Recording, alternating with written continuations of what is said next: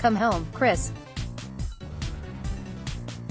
That, in a nutshell, is what Denver Broncos defensive coordinator Ed Donatell subtly conveyed to the disgruntled Pro Bowl cornerback amid his press gathering Thursday, the final day of the team's voluntary veteran minicamp, and the 17th day that Harris has missed since the offseason program began. "I think he's really easy to fit in 11-on-11 football because he's so competitive and so tough," Donatell said. "He can win his matchups, and so we're excited to give him back." Of course, there's been no movement on that front. Negotiations are deadlocked until after the NFL draft, which concludes next Saturday, and Harris has watched as general manager John Elway imported yet another corner, signing Trey Johnson on Thursday after CB Craig Major was waived. The NFL draft is around the corner and soon the Broncos will be on the clock. Don't miss out on any news and analysis. Take a second to sign up for our free Broncos newsletter, delivered 3 times daily. The secondary as a whole is in shambles, with CB's Bryce Callahan, foot, and Isaac Yiadom, shoulder, sidelined, and free agent addition Kareem Jackson was exclusively playing safety, at Broncos coach Vic Fangio's behest.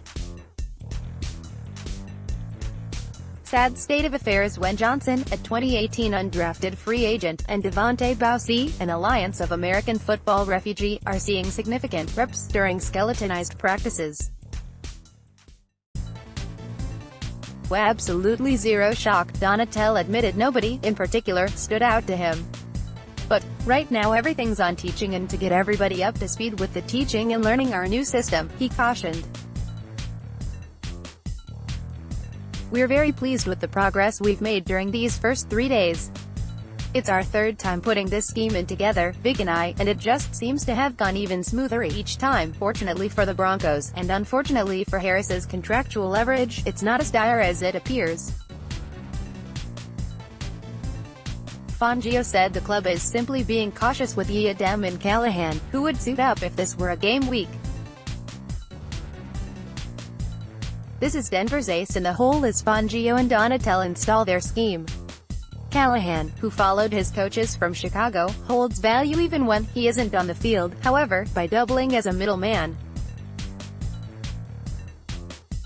"We want him to help the other players, and he's an extension of us," Donatell said.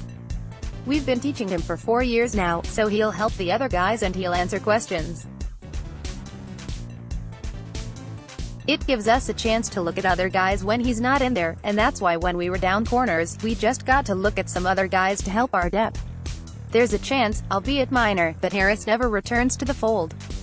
The possibility exists that Elway set the artificial draft deadline because he's looking to deal the 30-year-old rather than pay him in excess of $12 million per season, at a minimum. A smaller possibility exists that Harris simply waves the white flag and plays out the final year of his contract before hitting unrestricted free agency next offseason. Fangio, who hasn't spoken to Harris since the program kicked off, seemed apathetic toward his cause. "It's just part of the NFL landscape," he said.